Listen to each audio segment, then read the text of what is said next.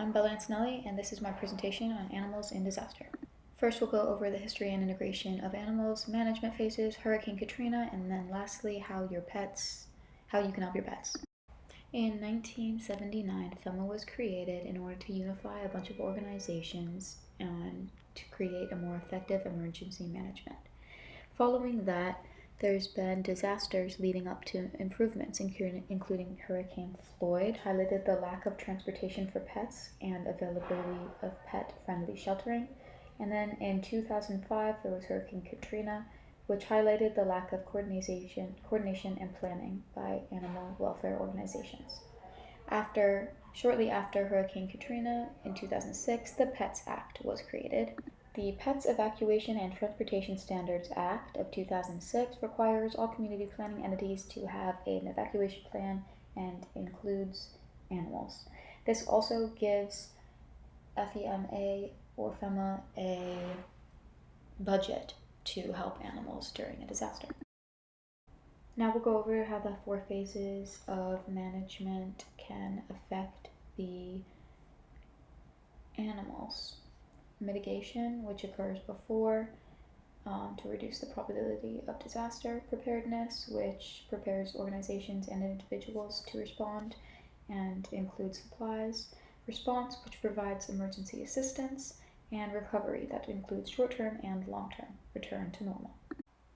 Some things to look for while discussing mitigation and the integration of animal rescue is the codes and the laws that could help the mitigation process. So some codes involve reducing the intensive farming or banning intensive farming, and also being up to code and not building farms or housing facilities on a floodplain.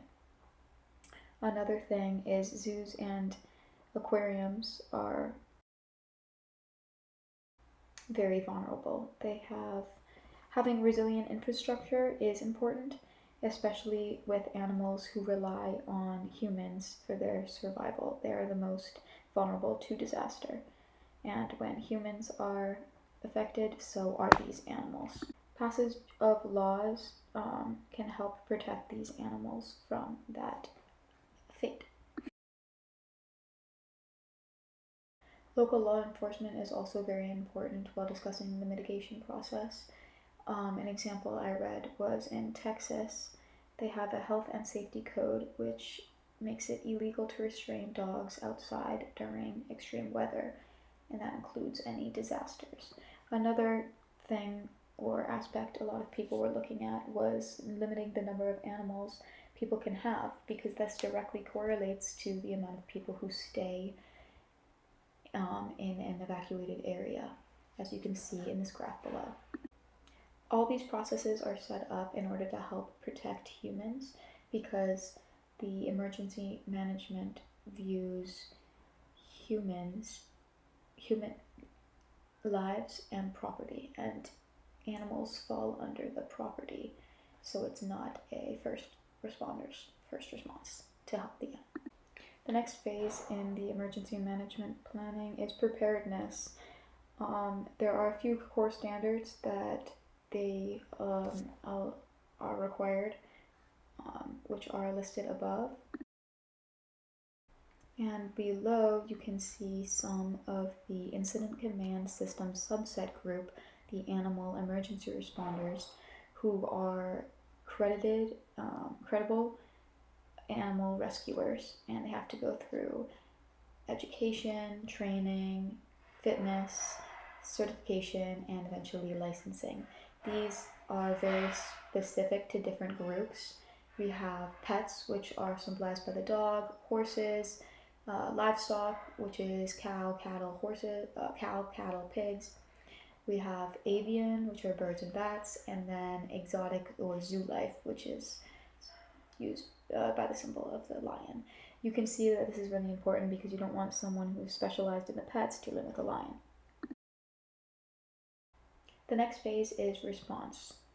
This is really important when we're looking at the lack of clear command and direction. This is when a lot of animal rescuers or spontaneous groups of volunteers without the training and equipment delegitimize the animal rescue specialists and create a standing man effect where it's a lot of inaction happening because too many people don't know what to do. Next is stray animals.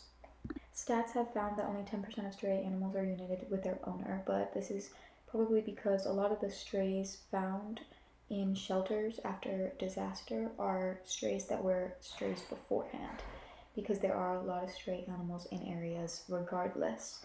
These stray animals lead to shelters being overcrowded, and the overpopulation of dogs and cats in an area lead to this as well. Next is evacuation issues. There's two sides of this, one being, which we've discussed earlier, of people leaving their pets and not, or people refusing to leave their pets, and the other would be people leaving their pets. This issue could be helped with more pet transportation supplies, animal-friendly shelters, local government and management involvement, and people just being well informed of how to have a pet in a disaster. Another aspect is unaccountable fundraising. This is not only fraud or scams of fake accounts acting as if they're trying to help animals and just taking the money, but it is also miscommunication about what is needed. So a lot of people or a lot of charities will ask for a certain thing but not be specific enough on what they need. There are a lot of large charities garnering national awareness, which are very important in this aspect, however. Another aspect is pet rescue, and the media influence has a lot to do with this, as people want to be seen as heroic going in to save animals while it just puts them in danger. Mismanaged volunteers, we already talked about, with a lack of clear command and direction, could get in the way and end up harming the situation as well. Now quickly going over Hurricane Katrina, one of the most devastating hurricanes and disasters in history, and how they dealt with pets. Basically, the Humane Society of the United States leased Lamar-Dixon, which is that giant area you see in the top left corner, and that would serve as a shelter for animals where they could receive veterinary examinations, treatment, and baths. However, this was only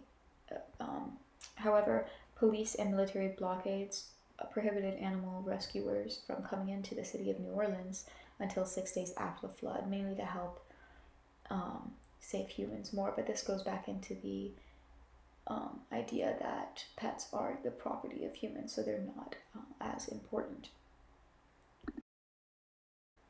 Another aspect that people ran into were motels outside of the evacuation area not allowing pets, which made a lot of pet owners have to get rid of their pets.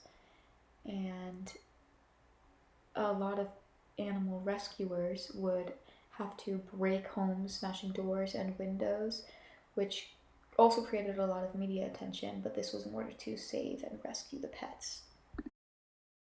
Because there were so many pets in Lamar-Dixon, after 1 week of being there, they were transferred out of the state and given another opportunity. Now, how can you help your pets during a disaster? First, you should make a plan, and that's having an evacuation plan for your pet. Developing a buddy system, someone you know who can take your pet in the event of a disaster. Contacting your local emergency management office, making sure they have animal shelters in place, and having your pet microchipped. The second thing should be building a kit. This kit should involve medicines, food, water, first aid kit, dog tag, harness, leash, any transportation that you need to carry your pet with is also important.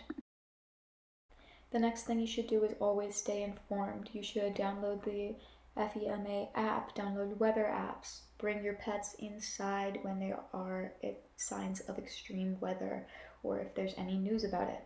You should also have emergency and local alerts on just in case things like this do come up. There are also many different links and different places you can find out how to care for your animal during a disaster. This is also split up like the AER was, where there's horses, pets, livestock, and many others. Overall, that was as brief as I could make my presentation about animal and disasters. Thank you. Any questions?